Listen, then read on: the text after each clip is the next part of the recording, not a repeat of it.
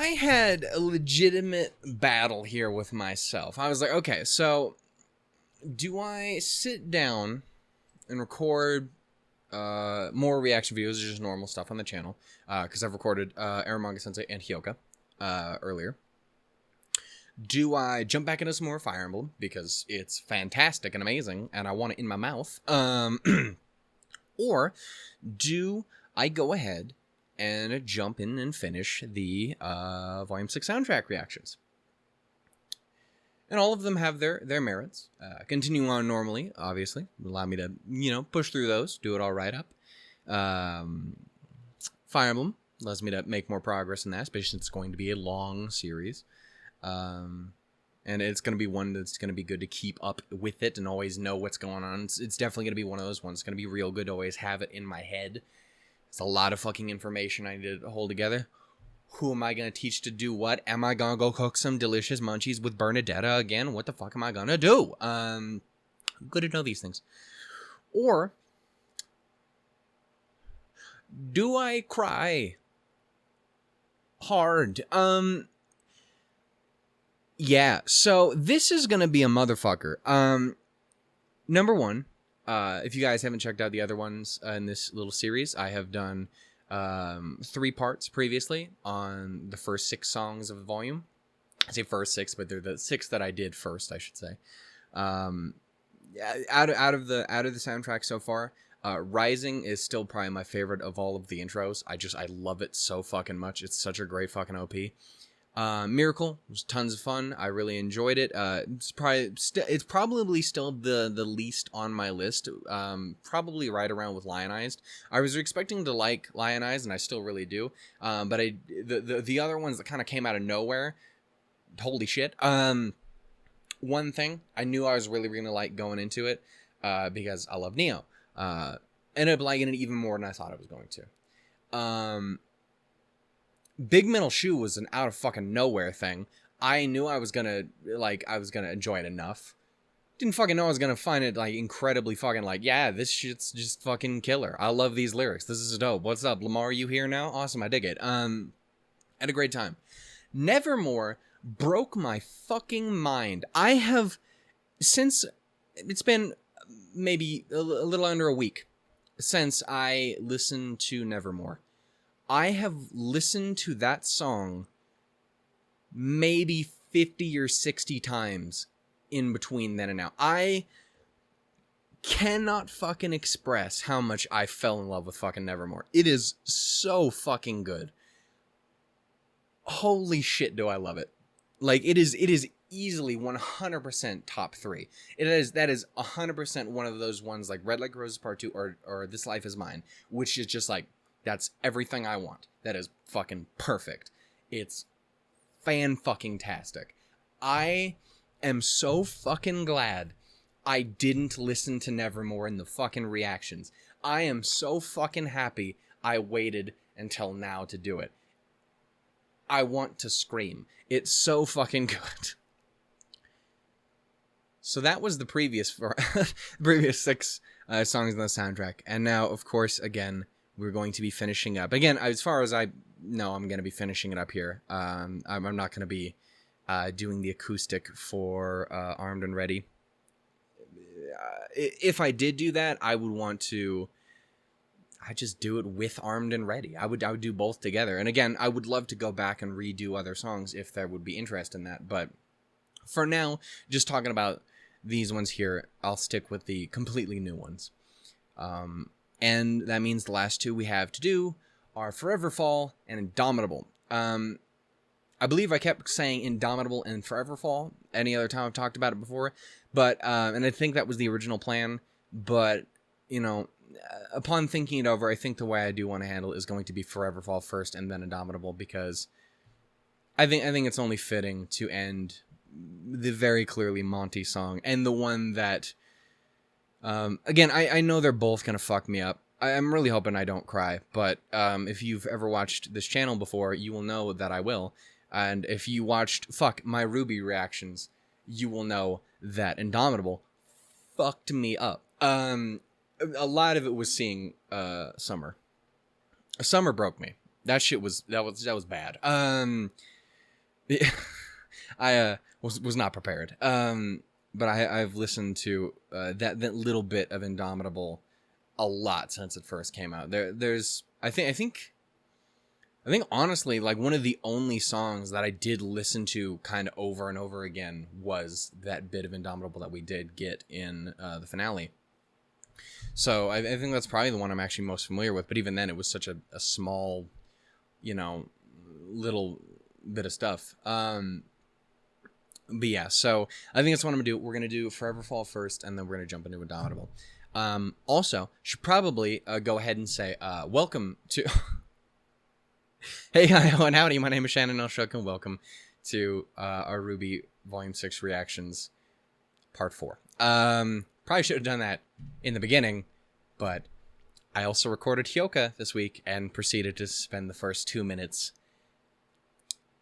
doing a Kevin Conroy Batman voice. Like, it doesn't make any sense, but this is where we are in life. Anyway, so we're going to go ahead and jump into these. Some quick things before we do get started. I think I already mentioned Fire Emblem starting the channel. If I haven't, it's on the channel. If I have, you know this. And I'm absolutely loving it so far, so give it a check out if you guys have not already. I did just put up the last of the episodes, shall we say, of Steins Gate. So if you guys care to check that out, the OVA I had a ton of fun with. Don't know what all the dislikes were for. Legit tried to figure what that is out about. What the fuck? Legit tried to figure what that was about. What the fuck is my words? That's why, Shannon.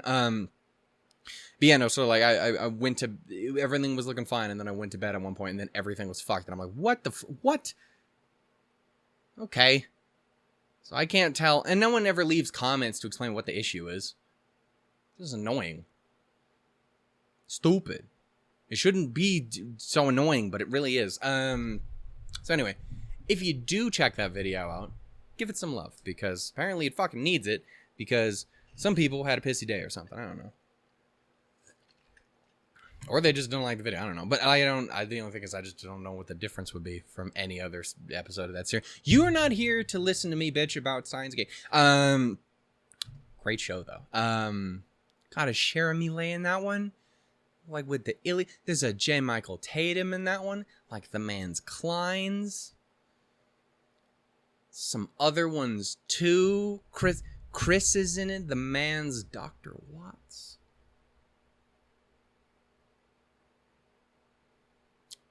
Is there another one? I feel like there might... No, maybe there isn't. I don't know. Whatever. We're here. We're just going to watch this. So yeah, we're going to go ahead and jump into Forever Fall this time. Going into this, I think it's fairly safe to assume, considering where it took place in the show, this is going to be a Pyrrha, and probably a Pyrrha Jaune song. So I'm going to die. It's going to be rough. Pyrrha was my favorite character for the absolute longest time. It wasn't until after she was gone and Weiss really started to step up out of fucking nowhere and just be the realest motherfucker in the world. But yeah, she was just my favorite. I adored Pyrrha to death. I've talked about it before. I went and had a little cry session in the like second review cap I ever did, because it was of episode 2 from volume 4. Blast from the past there. But yeah, no, like I really, really loved that character, and it fucked me up when we had to say goodbye to her. So I'm expecting to get a little choked up. Again, hopefully I can get through this without crying to either song. I just don't like my chances. So yeah, I'm going and expecting, again, very much a Pyrrha Jaune thing, and I'm expecting to hurt. So we're going to go ahead and jump into this. It will be curious to see how I end up handling these reaction-wise, because I don't know if I'm going to be able to say too much, or, like, as with things like Nevermore and stuff like that, I could just sit there and talk about them because there was a lot of story behind them, and I was very much in the groove and moved to be talkative. Don't know if this making me cry is going to kill that hardcore. So we're gonna have to find out. So we're gonna jump into Forever Fall off of the Volume 6 soundtrack. as soon as I also say a huge thank you to, once again, to Flint of RWBY for Indomitable in this case, and this one, because as far as I know, he still does not have Forever Fall Up.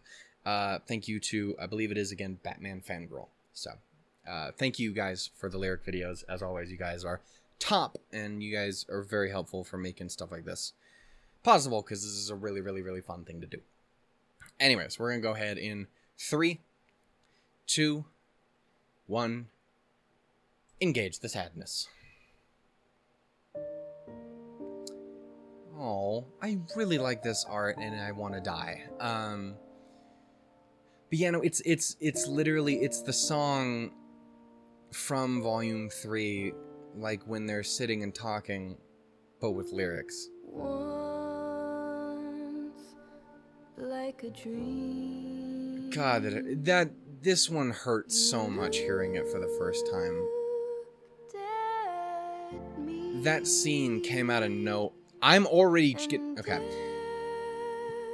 That scene came out of nowhere, and I was not ready for it. Oh, fuck. I really do hope we get to see more of, again, what is presumably Pyrrha's mother. That was something I've wanted to see in the series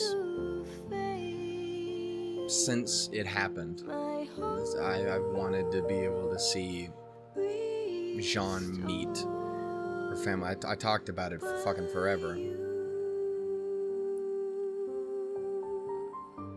I was not ready for when it actually happened, though. And I think it was because I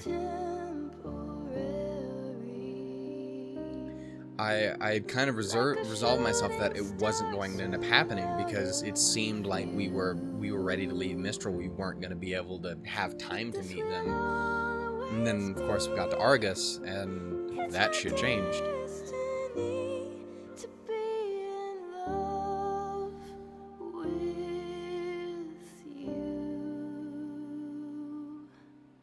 Some people fall in love for life, others never get it right. Love's fickle when it's cold. I thought I could do it. I can't do it. I can't. I fucking thought I could. Longer than our lives endure. You're my forever fall. I do think there is one thing in particular I am going to definitely want to try and talk about in relation to Jaune in particular, I guess, after this song. But I'm definitely going to wait till after, because I don't want to... I think I talked about it a little bit during the reactions themselves.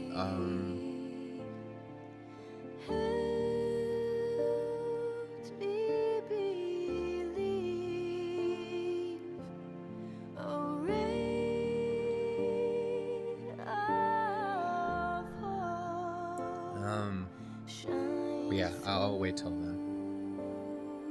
The thing I haven't fully pieced together here is if this is, I'm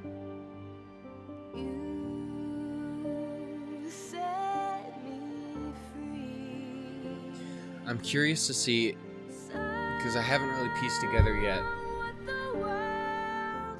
if it's more a song from the perspective of Jaune, or from Pyrrha, or from both.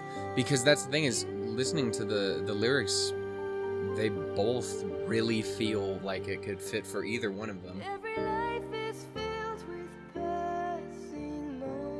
Especially like, and that, like, that last line definitely leans maybe towards a Pyrrha line of like, hey, you saw what everyone else couldn't.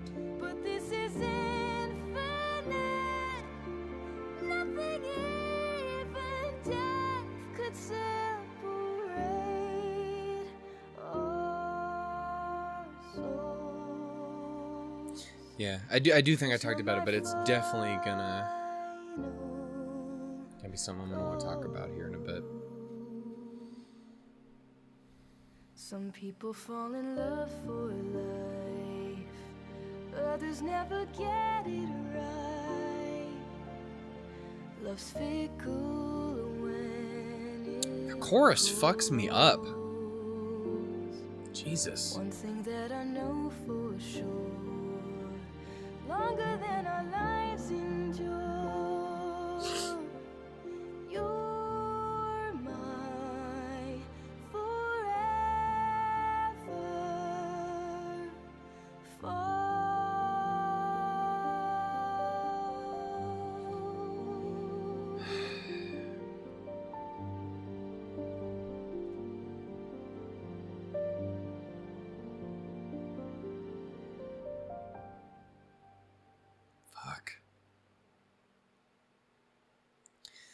Yeah, man. That one hurts. It really, really does.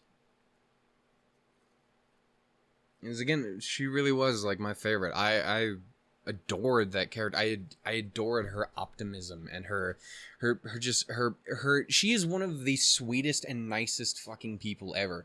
Like, she was never really shitty with anyone, and anytime she ever kind of even started to get that, it was because they were in the wrong. Like, she always looked out for everyone around her. She cared about everyone immensely.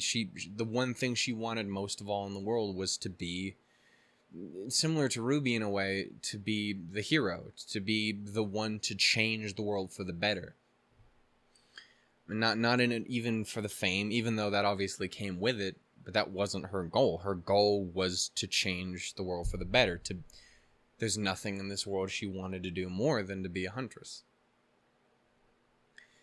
She very much in that same vein as RWBY was like a paragon. She always stood for what was right. She was always trying to help. Again, there's few people in the world, or at least in RWBY, and I say that with love to everyone else too, but there's few people who you can say more perfectly exemplifies too nice for her own good, too good for her own good.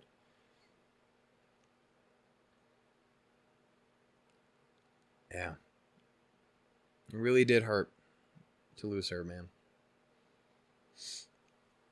Anyway, again, I'm still trying to figure out whose perspective the song is meant to be from, if it's not meant to be from both of them. Because again, I think the lyrics lend themselves fairly easily to both, but potentially maybe even a little bit more towards. That's the thing is, I think it's almost a little bit 50-50, because there's lines that make me think Pyrrha with, like, again, that see what the world couldn't see, and even then that could be a Jaune sort of line, as everyone saw him as a dork and a loser, but she didn't. So that could easily be that there too, and for a lot of the chorus and the bits of like, hey, you were my goal, you're the thing I was looking for, you're the thing I'll hold on to forever, feels more even like a Jaune thing. And again, it's something that I think I talked about in the series, and I don't know how deep I went into it, but basically there's been a thing that I've been trying to see really where I personally land on it, because it's a bit of a 50-50 thing for me. And it's the concept of Jaune. Again, I don't know if moving on is necessarily the right word. And again, I think part of what that bit in the series proper was meant to show was him being able to finally kind of move on and accept what to hear what he really needed to hear, because forever he has fucking, since this happened, he has held that weight on his fucking shoulder. He has been unable to really move on. Like, that's what so much of that last chunk with Cinder was about in Volume 5. He couldn't fucking get over it. He couldn't accept that he was important. He couldn't accept anything else. Too much of it was just, he kind of lost himself when he lost Pyrrha. Like, again, always kind of held on to her to the point of, obviously some visual representations in his outfit change and his weapon. The one of, taking her armor and whatnot and kind of melting it down and incorporating it into his own design himself. He always kind of carries that with him. And again, it's difficult to try and describe exactly what I'm trying to say. And I'm sure plenty of people fully get where I'm coming from, but it feels weird to try and explain it. But again, the idea of moving on, not to forget, not to throw it away, but to be able to move on and potentially find other forms of happiness.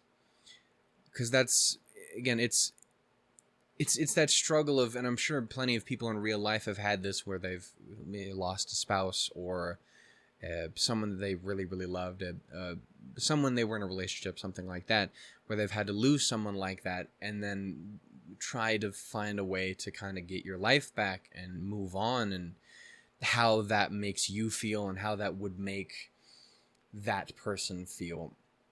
It's like, I even think about it myself as like, if I had been someone who if I had both lost someone, or if I had been the person who passed away. And it's been one of those things where, like, especially depending on how much you cared about that person, it's a very difficult concept for me to fully admit that I could do, to move on, to be able to find other happiness or such like that. Or to, that. And then in a way too is the idea of that other person then moving on, because again, you want that person to live their best life. You want them to be happy. I would not be happy knowing that they were unhappy because they couldn't get over me, sort of thing, And the reason I wanted to bring it up too is because, again, it's something I've really thought about with Jaune, especially when there are people around him that, obviously mean a whole lot to him and could mean more in the future, depending on, again, his ability to move on, if he wants to move on, if how much he truly attaches to Pyrrha and doesn't let go, not even just as in a bad way or in a good way, but just in general, just how much of that is there, how much is always there with you, and if that still stops you from moving on, or if it just means they're with you in spirit while you're still being able to move on in body and in life with others. Because I know other people had thoughts on it, both with folks like RWBY and Jaune, both together are team leaders. They get along better than so many other people do. They very much seem to, in a lot of ways, get each other. They both have experienced losses, and especially the same loss in Pyrrha, just from two different perspectives. So, like, there's that as an idea. The other big one I would say would probably be Weiss, and those two, they definitely had a rough start, but I think in a lot of ways they've, more than just Jaune thinking she was great as she was early on in the series, but I think even Weiss, as time has gone and has grown to appreciate Jaune more and more and more, even if it maybe just started with that dance. But I think as those two go on, they have developed a much better friendship, an actual partnership in ways, rather than just the original very kind of combative way they used to be with each other, specifically with Weiss just not giving a shit about him.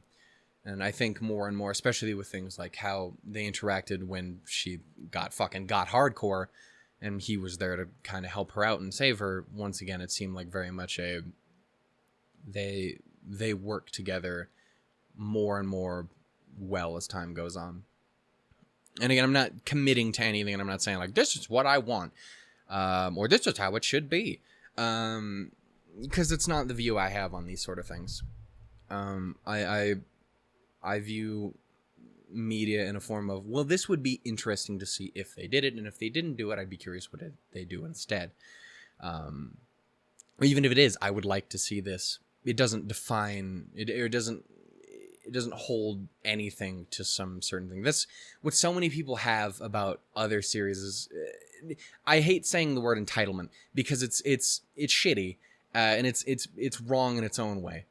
But to a certain extent, it is kind of what I do mean is the idea that you want something, therefore, if it doesn't happen, the series or the whatever it is you're talking about, in this case, again, a series RWBY, if it doesn't go exactly the way you want, well, then it's shit and it shouldn't. What? No, that's not how it works. I mean, you have your wants, I have my wants, and sometimes they're going to happen, sometimes they're not going to. If you don't like it, well, I mean, that is the way it is. And if you do like it, then fuck the hell yeah. But, it is the way it is. And that's the way I have always tried to look at things, and I think I'm a lot happier in life doing that. So I don't have a specific, like, well, this is what I want. I don't have I want him to stick with Pyrrha in his heart always and forever and then never move on. Because, number one, it makes me a little sad to think that, but also there's a level of idealistic love in that he... And I again, I don't ever want him to throw away that love, but I don't want him to bury himself in it, is, I guess, the main point. And I think he can do that. And I think more than anything, that was what Pyrrha would want.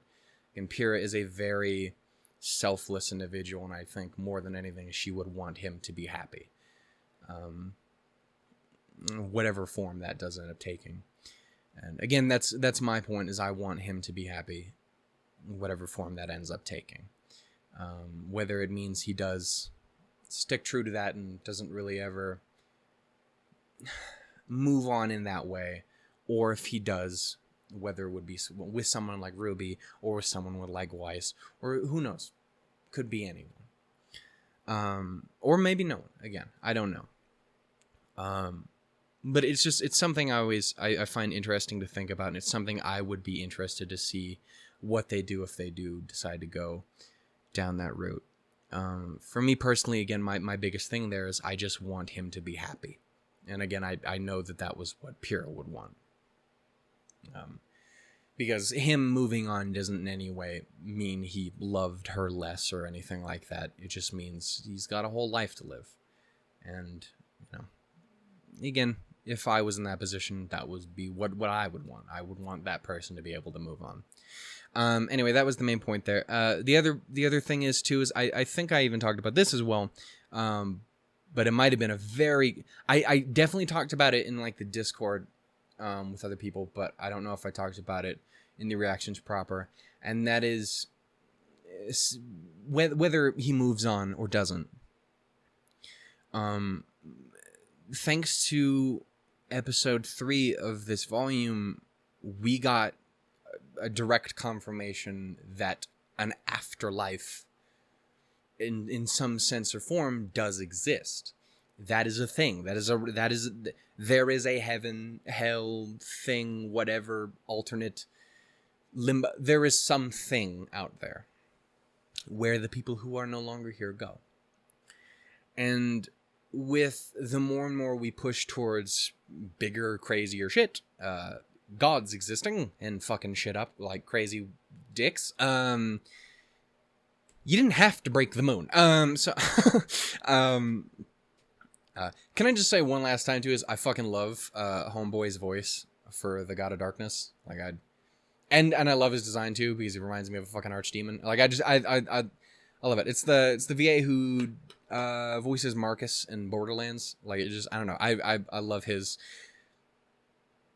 I fucking love that. Any scene where he's on screen just being a sassy dick. I love it. It's great. Anyway, the main point was I wanted to mention again, that is a thing that has been confirmed to exist. Because fucking...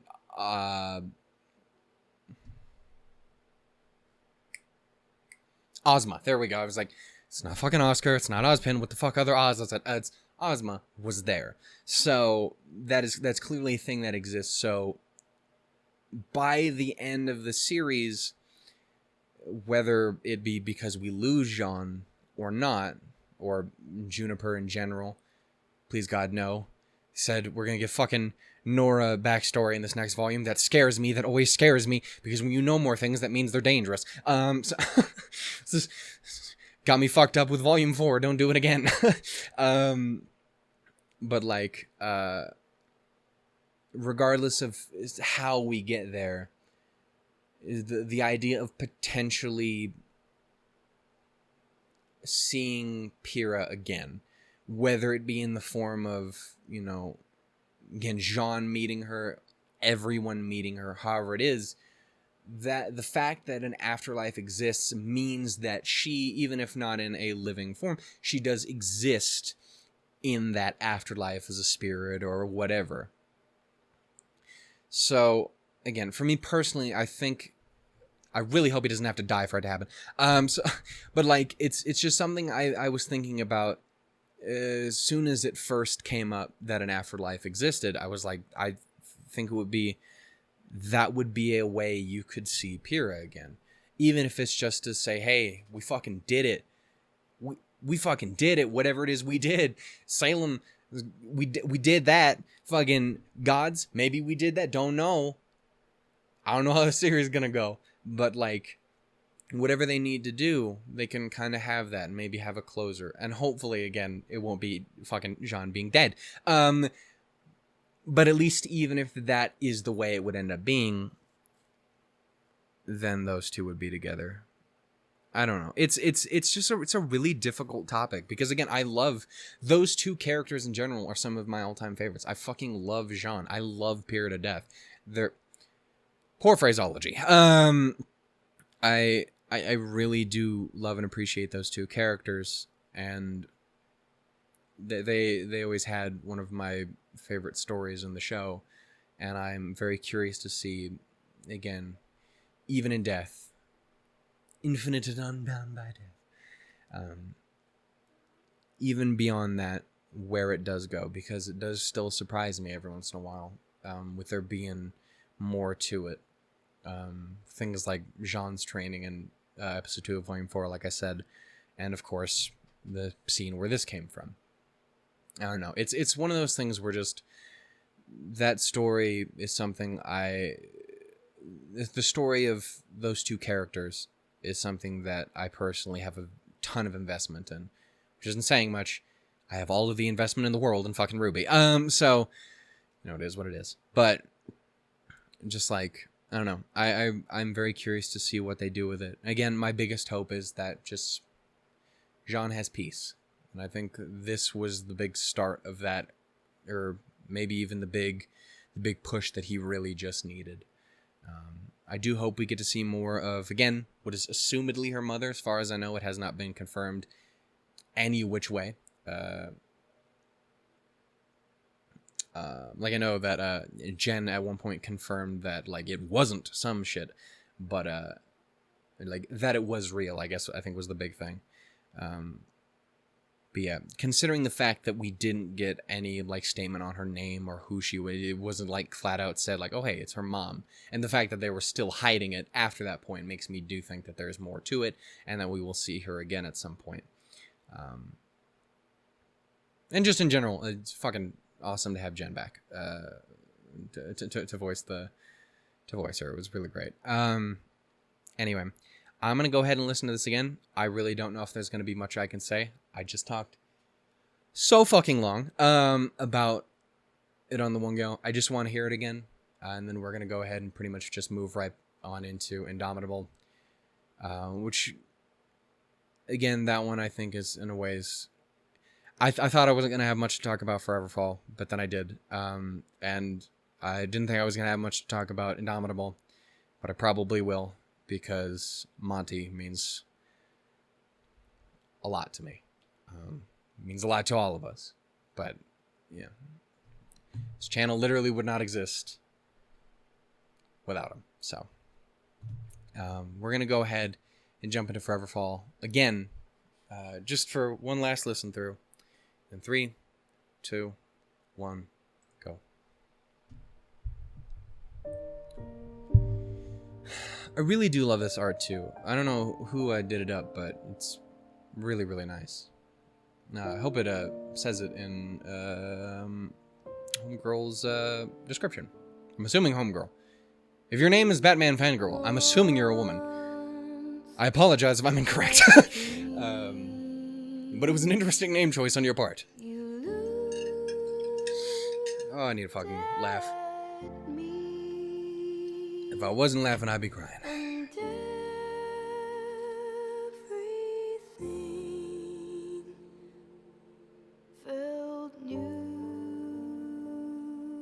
Yeah, I just loved what those two meant for each other.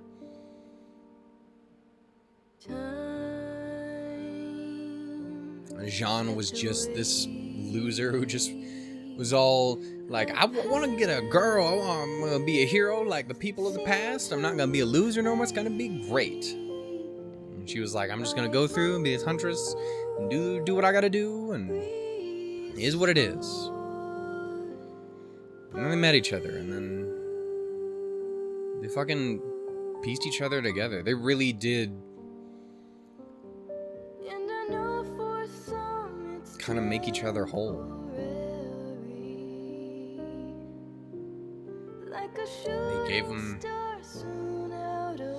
I need to stop talking, or it's gonna turn into a babbly mess.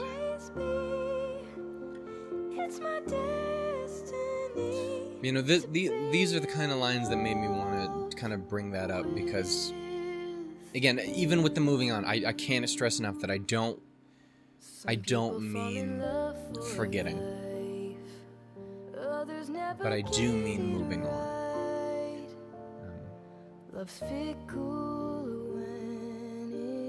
And again, I think everyone kind of gets where I'm coming from with that. But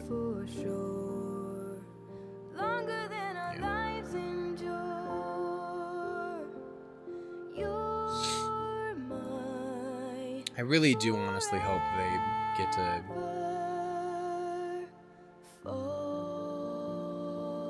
I just hope he one day does actually get to say goodbye to her. I think that's where the biggest part of that afterlife talk comes from. Because that's the thing everyone wants in their life, is they want closure. Sometimes you just don't get that. He wasn't there to get that. He couldn't be there. She pushed him away to protect him, not to like throw him out like, I don't give a fuck about you, but because she fucking loved him.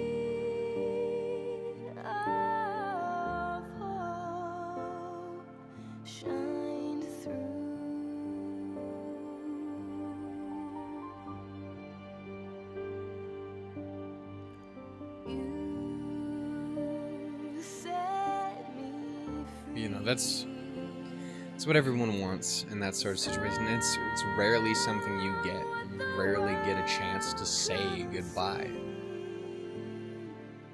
That's the thing about death, is people are there and then one day they're not.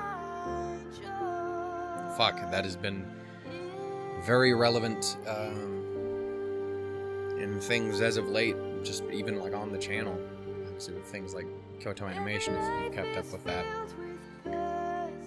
Shit comes out of nowhere sometimes, and you don't get a chance to say goodbye. You don't get a chance to express your love for people. You don't get so much as just to say goodbye.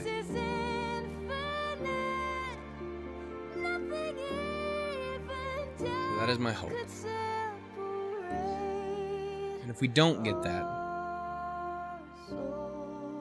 at the very least he did get this scene.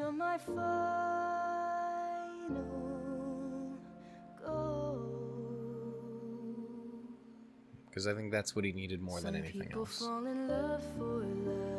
he needed that closure. He needed to be able to hear that that was what she wanted. She wanted to do the right thing, even if it meant she might not be around to see it. I won't go into context, but to reference another Rooster Teeth series, you know, the hero doesn't always... I'm gonna fucking cry again now because of that. you know, the hero makes a big sacrifice and they never get to know if it really made a difference. If what they did really changed. I'm literally gonna cry just as much over the fucking red versus blue shit as I am with this. But again, it's very much that same. The hero makes that sacrifice, and they don't necessarily get to know if what they did really made a difference. If what they did actually saved the day. Ain't that a bitch? Gotta go rewatch that entire fucking series now. Anyway. Thank you for letting me fucking talk on for fucking forever about that. Yeah. I was not expecting to go off on this one as much as I ended up doing that, but again, those characters are really important to me. So, there's that. And actually, I think I'm actually gonna end it there. I think I am. I think I'm going to actually do Indomitable as a separate video because, again, I went into these two expecting not to be able to talk much at all. Because, again, they're gonna be sad, and I don't like talking when I'm sad. But getting through this and actually getting to hear it, it makes me realize that having a song about Monty, again, is going to be really, really difficult. And there's going to be some stuff I want to say. So I'm going to go ahead and end this here. Yes, 42 minutes spent talking about a single song. Funny thing is, I literally sat down to record this and talk in this Discord like, hey, well, I'm going to sit down and record this other episode of the RWBY soundtrack reaction. And two people who don't watch RWBY were like, what? What the fuck's that mean? And went on to basically explain like, hey, well, it's a unique thing. It's part of the show. It's part of the storytelling. It's its own weird, crazy thing, and it's unique, and it's really, really, really fucking good. And at one point they were like, one of them was like, well, what the fuck are you gonna make an entire video? Is it just gonna be you listening and go like, oh well, this is a good song, or this is that? And I'm like, I have already made 3 episodes, which are about 30 to 40 minutes long, about me talking about 2 songs apiece. And now I can say I just spent almost 45 minutes talking about a single song. So how does that answer your fucking question? Hello, snarky bastards. Anyway, again, thank you guys so much for watching. I'm sorry that these are getting prolonged, or you're welcome if you enjoy that. Yeah, I do think I'm gonna do better off talking about that. It might not even end up being this long, but just in case it does, I'm gonna split these up. So anyway, thank you guys so much for watching. If you guys enjoyed, give it some love, please. Give some love on the other stuff on the channel. But yeah, and thank you guys for, again, the support on this series, especially with the first 1 or 2 being fairly separated by time. It was really nice to see you guys give that a whole lot of love. I still haven't put out Nevermore and Big Metal Shoe at this point, but I'm assuming that's going to do fairly nicely as well, because I freaked the fuck out about Nevermore because it was really good. Not this much fucking, apparently. But yeah, love you guys. Take care. She understood that she had a responsibility to try. I don't think she would regret her choice, because a huntress would understand that there really wasn't a choice to make. And a huntress is what she always wanted to be. Longer than our lives endure.